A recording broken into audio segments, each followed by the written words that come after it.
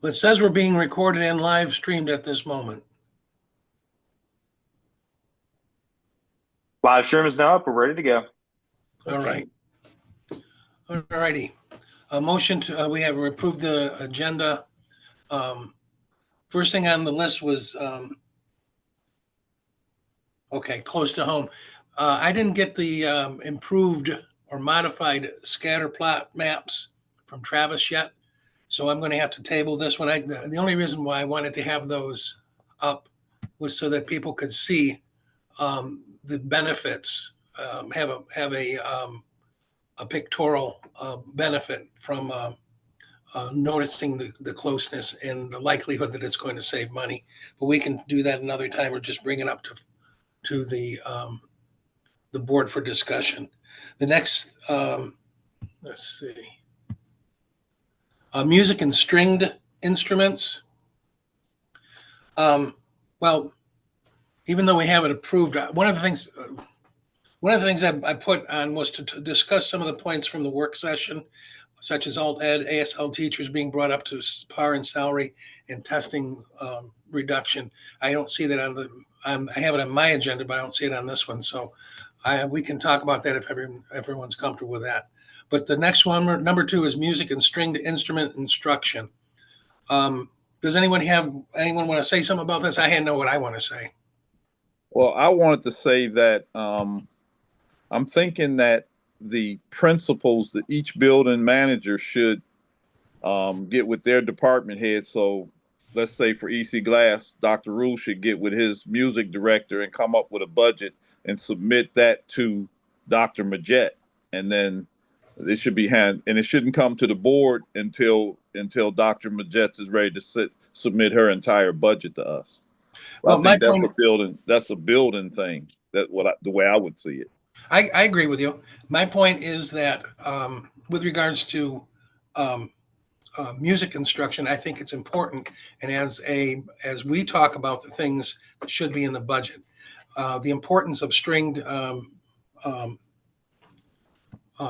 instruction, music is something that we should have on our radar, and we should be including that, making sure that it gets included, so that it can be something that we can have on our radar to make sure it doesn't go away.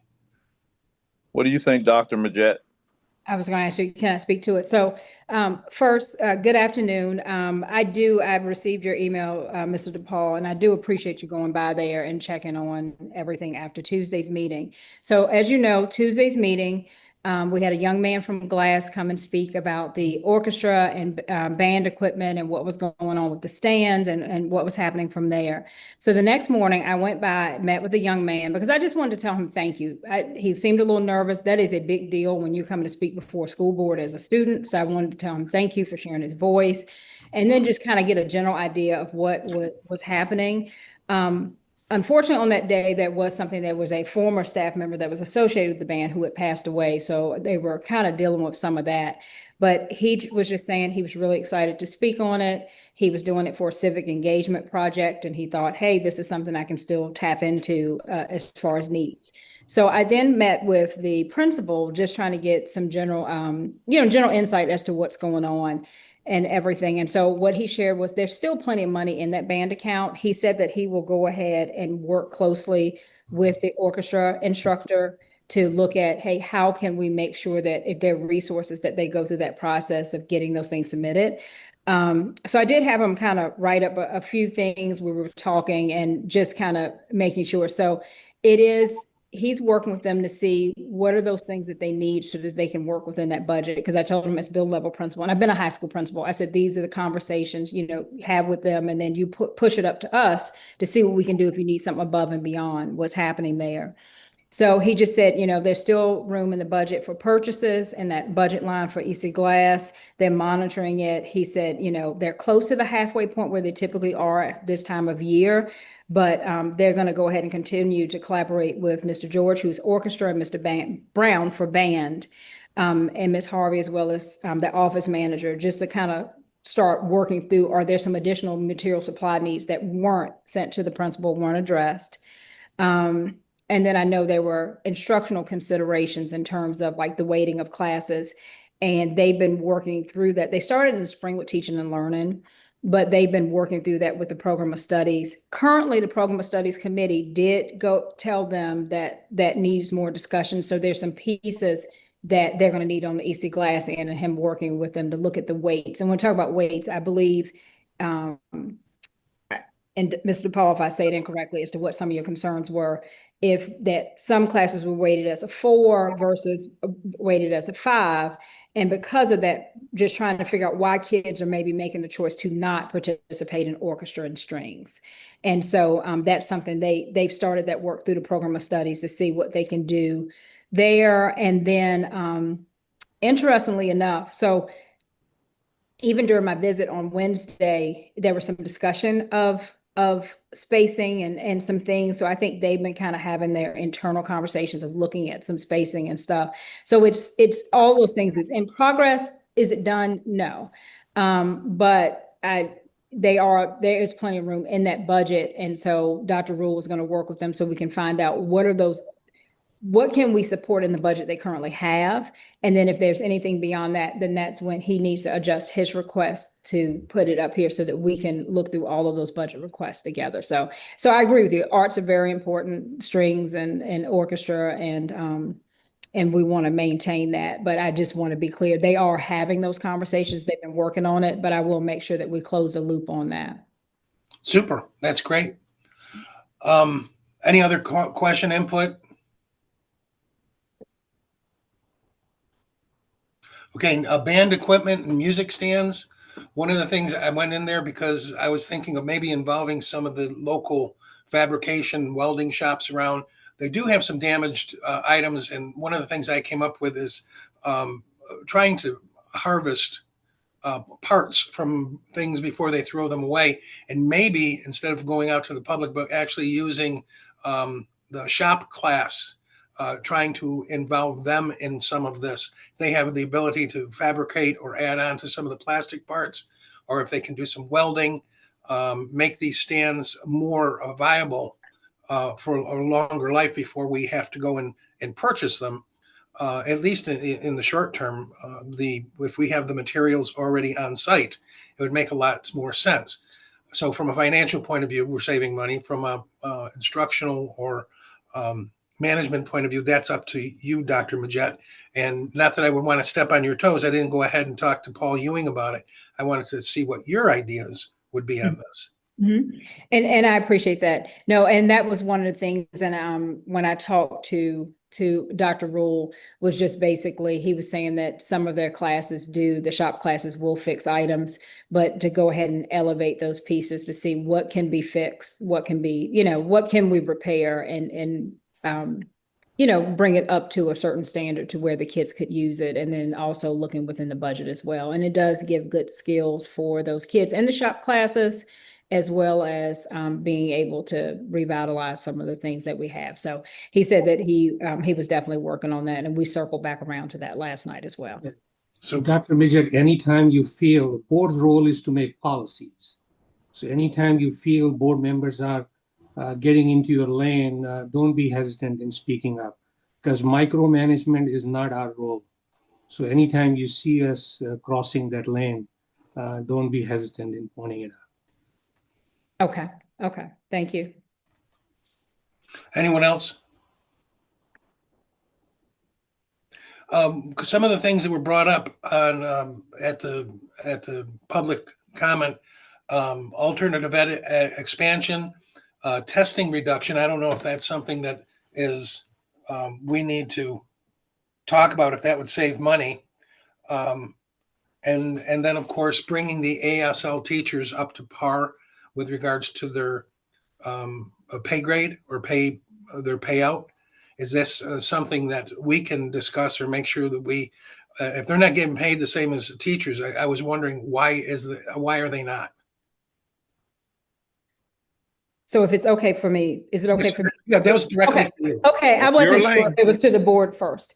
Okay, so as far as the ASL teachers and their pay scales, that is something, all of the requests that we're getting, all board requests, community requests, everything that's come up from buildings, everything that's aligned with what we're doing to move forward. We're putting, Ms. James is putting all of that together in one document so that we can start parsing through, seeing what the costs are of everything and see, how everything aligns. So everything that we've heard goes into consideration because we have to capture all of that. So that's not an issue there. We just have to have an opportunity to examine it. As far as alternative ed space, that has been a big project all year. And I know we've met with the discipline committee and then, some chair, vice chair things of just kind of taking walks through sites and things like that to look at space that we have, because we do have some space in different facilities, and how do we best use that space to serve kids and to serve teachers and serve kids. So we are working on alternative ed plans that's already in motion and expanding that space, because I've spoken with LEA, I've heard from you all. I've talked to teachers and recognized that, yes, we need additional space to support those kids and staffing. So we're working on plans for that. That's all in motion, and that'll all be part of the budget pieces as we put together. So it was, and then testing, when you start talking about testing, we do what's required by the state. There's certain tests that we have to do. And I think the thing is, even if you took all the testing programs and things away, that is not a substantial savings to where you're really going to be able to do something different. But we do need the testing. We have to know where our kids are. We're 122 of 131. It can't be a guessing game.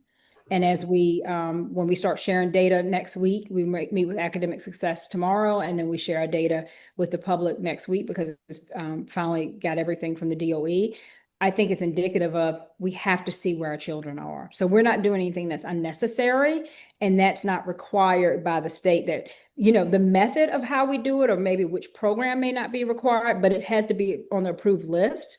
And we pick things from the approved DOE list. But we have to be able to assess to see where we're going. It can't be a guessing game of when we get there in May, we're going to test everybody, and it's like, oh, May, June is a surprise, because then we don't have any reprieve at that point. So I understand the concerns. We're actually, and we'll dig a little bit deeper as we kind of go into plans for things, but we literally just had a training yesterday with administration to look at assessments and looking at assessment differently, because it should guide our instruction in what we do. And I think sometimes we look at it, oh, it's a test and it's an ugly word. No, if we're taking that data and saying, hey, now how does this inform my instruction? How do I make sure I move the needle with these kids? It's about looking at it through a different lens, and then also looking at it in the grand scale. We have the things come from the state, but are we as individuals adding extra tests on? I know when I taught, hey, you got a spelling test every Friday, you got this on Wednesday, you got that. Are these things guiding the instruction that we need? So it's sort of a yes and. Yes, we're examining the testing, but I think it's deeper than what we're looking at in terms of what the state requires. We're looking at what can we do to simplify processes that we have. So I've heard that before. I work with the LEA every month, and I know that that's a concern of theirs, and they've shared that with me.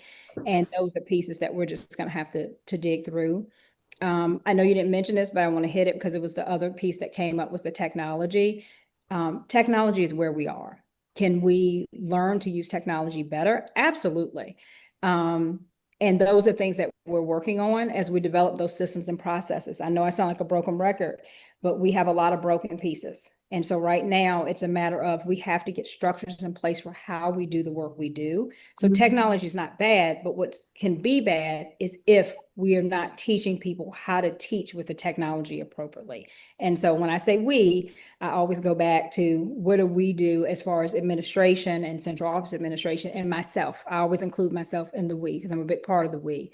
How do we restructure things so that people can use technology in a way that's going to best support kids? Because it's not going anywhere. So we can't just get rid of it, but we do have to learn how to live in this world. So I know you didn't mention that, but that was one of the other things that came up last week. Okay. That's I appreciate that. With regards to the ASL teachers being on a different pay grade, what is the basis for that? I honestly couldn't tell you. I don't have that historical context. So I don't want to be dishonest and tell you something otherwise. I don't know the history of that. We're still kind of digging through a lot of different processes and things, the way things were structured. So. Is that something that you would do, or does the board have to request that we upgrade ASL teachers to standard? How does that work? Okay. I think that that's something that we would internally look at, because there are a lot of things you have to compare, because sometimes it's not as easy as saying, hey, we're just going to move this group and not another group. And we have to look at some comparable things. You know, as always, and we're a little late in the year for this type of thing, but, you know, as always, you could do, I think there were compensation studies maybe done in the past, and that could be some future work when we start looking at next year and doing a full compensation study so we can see where people align. Because it's always a slippery slope. It's like, hey, if I move them, then the next group is like, hey, why didn't you move me? And why didn't you move me? And so I want us to kind of look at it internally, find out kind of we'll try to find the why, but sometimes with you lose, you know, when people, a lot of transition, you lose some of that context. But we are going to go back and examine where are they, what's happening there, and then look and we would make recommendations for adjustments there or anywhere else, just like we brought the substitute bus driver pay to you all, I believe last month. So as we work and navigate through these things, we'll bring those recommendations forward. Yes, sir. Dr. Mitchell, one thing good about you is you take action.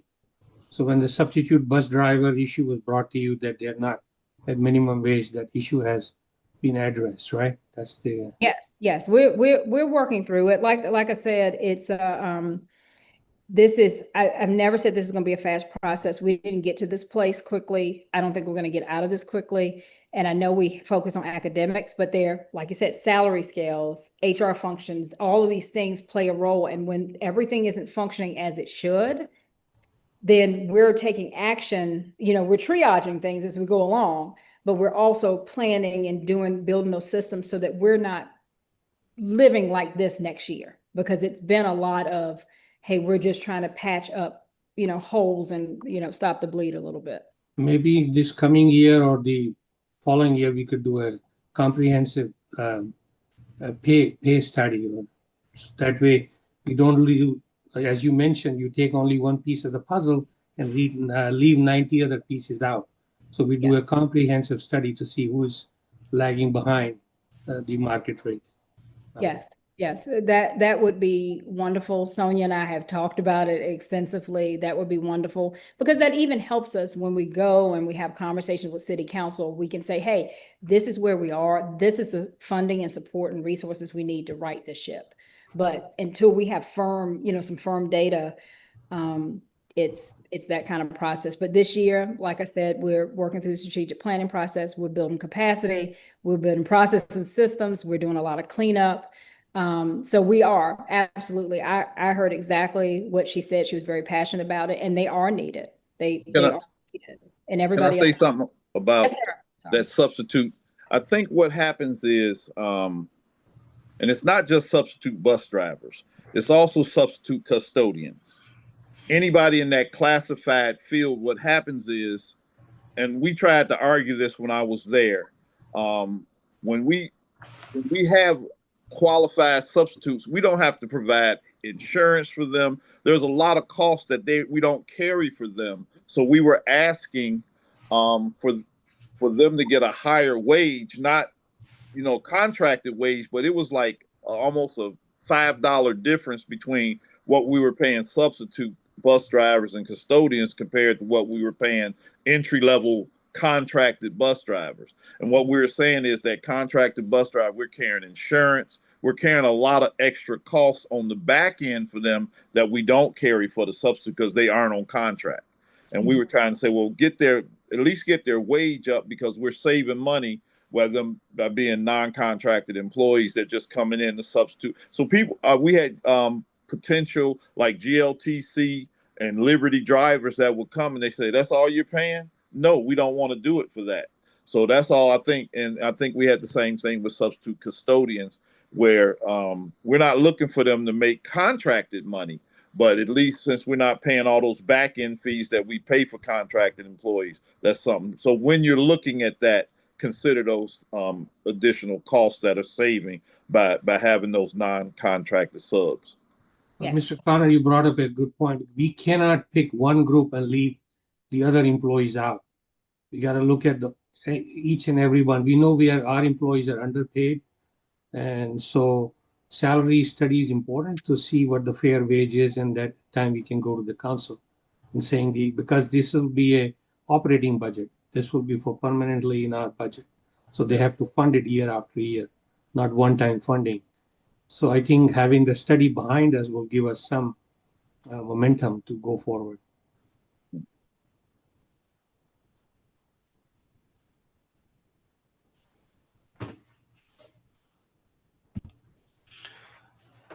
Okay, anything else that anyone wants to bring up and discuss?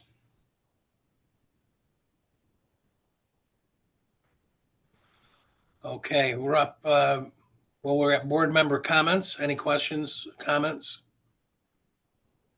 I'm excited about. Oh, you didn't pick Go ahead. anybody yet. Go ahead. Sorry. Board member comments. I'm excited about the strategic planning. I saw something come out about input on new logo ideas, and I think very shortly we'll be getting some opportunities to have input on the mission statement and the what's the other thing that I hate?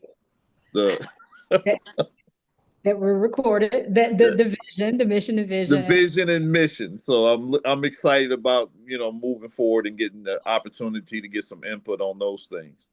Okay. That's all in that contract. So Good.